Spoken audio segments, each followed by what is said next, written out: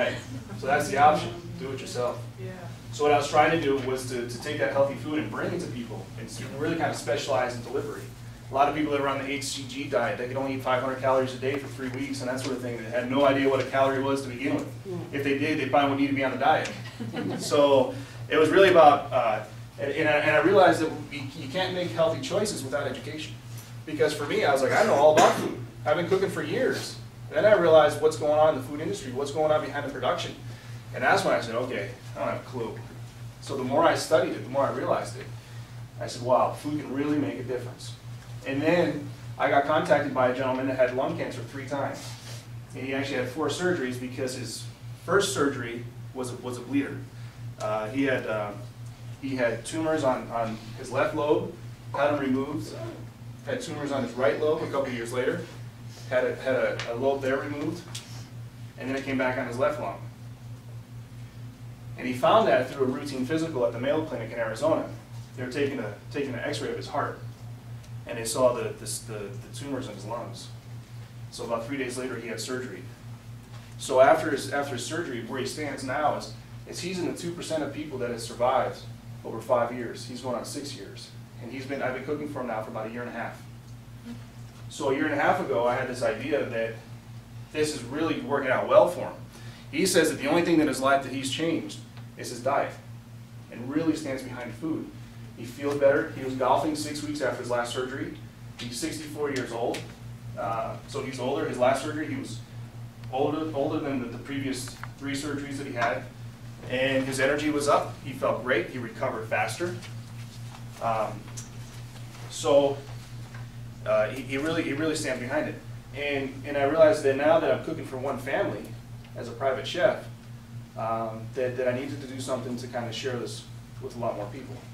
My mother, for example, is in Connecticut, and she's been dealing with cancer for about a little over 1 year now. 12 years ago, she was diagnosed with breast cancer. She had a mastectomy done, and she's been healthy since then. And then she found tumor cells in the outer lining of her lung. So she started going and investigating that. What's happening? Well, we think it's your breast cancer coming back. And they said, well, never metastasized, so there's something else going on. So let's take a scan of your head. Let's take a scan of your abdomen. And they found about the size of a grapefruit on her ovary. There was a tumor there. So she went through months and months of chemo, surgery, and now she's still going through more chemo. And then they just found something else growing on the bottom of her lungs again. So they changed up her chemo plan again. So she's somebody that could definitely benefit from eating healthy. However, she's kind of stuck in her ways of how they eat. My father started cooking in the house when she was diagnosed with breast cancer. He kind of got really scared and said, okay, I'm gonna do everything I can to help out my wife. So it's not really about her changing her eating habits as much. It's also about him changing his cooking habits. So this website idea, again, it is not a, I did not design it as a substitution for medical treatment. It's something that can be done in addition to it. And it's important that you check with your medical care providers to make sure that what you're doing in nutritional changes will coincide with your medical treatment as well, if you are going through medical treatment. Now this food is something that I believe that everybody should eat. And it's not that everybody should eat from when they're a kid to fight cancer. It's everybody should eat this because it's a healthy way of eating and it prevents a lot of diseases.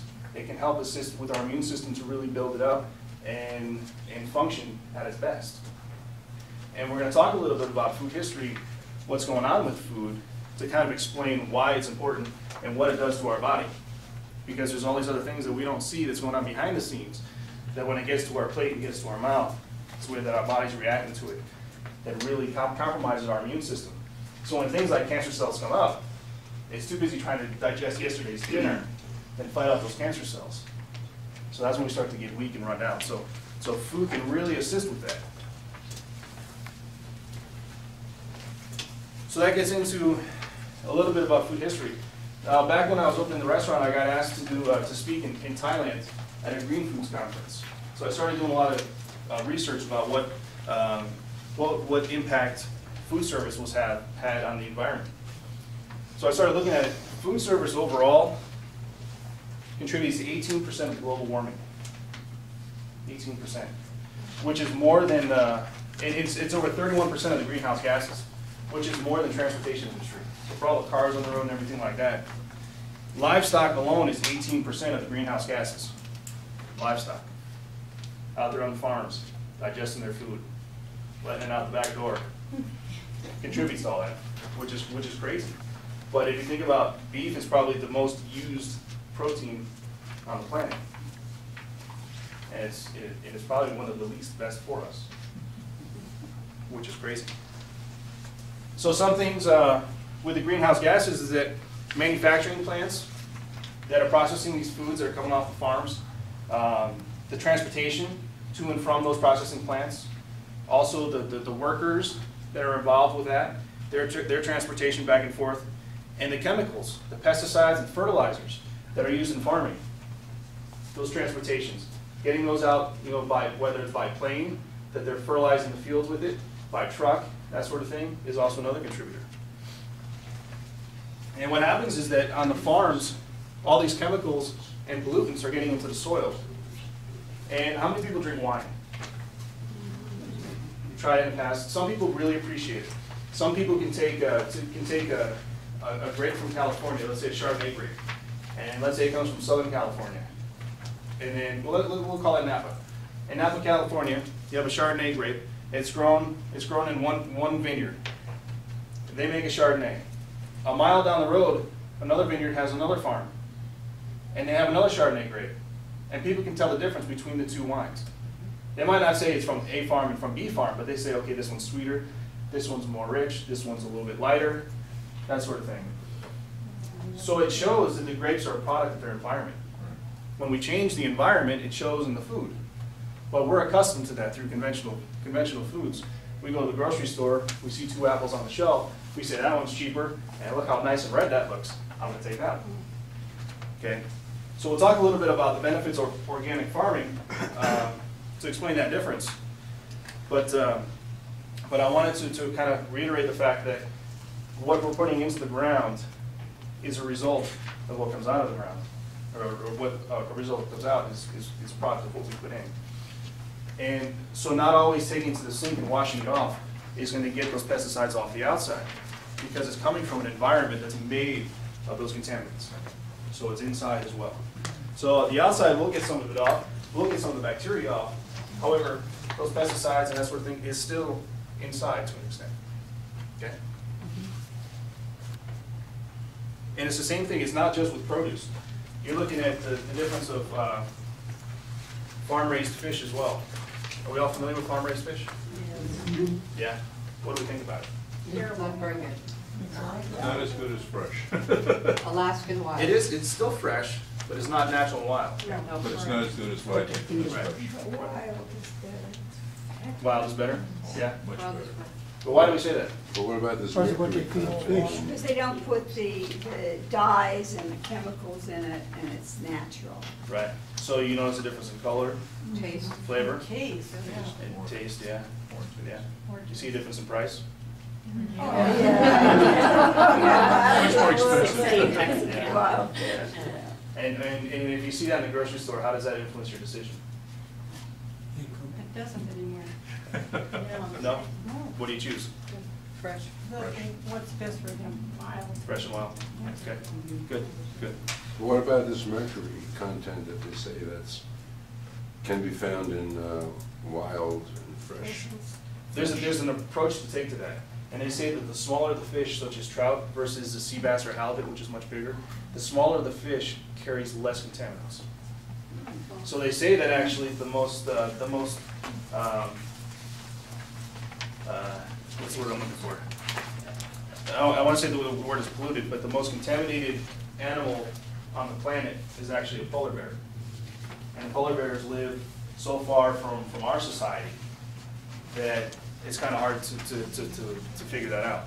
But what happens is that their food eats smaller food, eats smaller food, eats smaller food, eats smaller food. So they're so far up the food chain, similar to what we are, is that by the time that with the food that they eat is so contaminated that they're digesting that and they're contaminated as well. Isn't But what about the cold water transportation? fish? Excuse me.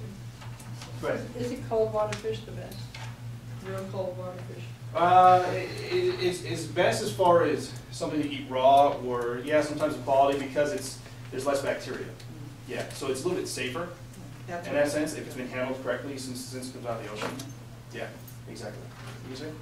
Yeah, I wanted to know about transportation. Now, we're talking about, say, salmon, wild salmon. Obviously, we don't have sources for wild salmon here, so it has to be transported to us. Right. What about all this transportation? How does that affect the nutritional value of the wild salmon? Well, as far as nutrition, it doesn't really affect it. As far as quality, because everything's getting on a plane now, that it happens so fast. We have people that come from the East Coast that come to Vegas all the time, they're here in a couple hours. So it doesn't really affect the nutritional value. Doesn't it come by truck? No, Not at all. it's not something like fish or something like that that has such a short shelf life. No. Frozen. If it's frozen, yeah, it could come in a truck frozen. Fresh won't, they'll fly it in. I used to purchase, I'd order today for tomorrow and get fish out of Hawaii. So, it comes fast, very fast, yeah. But what that does though, something like that for transportation, what you're talking is a lot of produce will come by truck. So, and especially when you look at, you go to the grocery store, you can find blueberries all year round. You can find different produce all year round because it's coming from the different growing regions. So as the growing seasons change in different places, the trip just gets longer to Vegas. Which means that, Greenhouses, right? not always. Some- Not always, but it'll be in Mexico, then it'll move to Chile, Argentina, New Zealand. So as the seasons change around the world, so then they fly it into here. But what happens is the further it gets away, the earlier they pick it off the vine, so the less ripe it is. And then they'll use, like for tomatoes, for example, they use the trick of adding ethylene gas to it. And that turns into a nice bright red. So they'll pick them when they're hard as a rock. And then they'll turn them, through chemicals, they'll turn them nice and red. But then the chemicals can't be good for you, right? Bingo, exactly. Sure. So, and then the flavor though, because it doesn't have any sugar from the vine, it wasn't ripened in the sun, it was, falsely Yeah. ripened. It's basically just like putting a layer of paint on something that's unripe.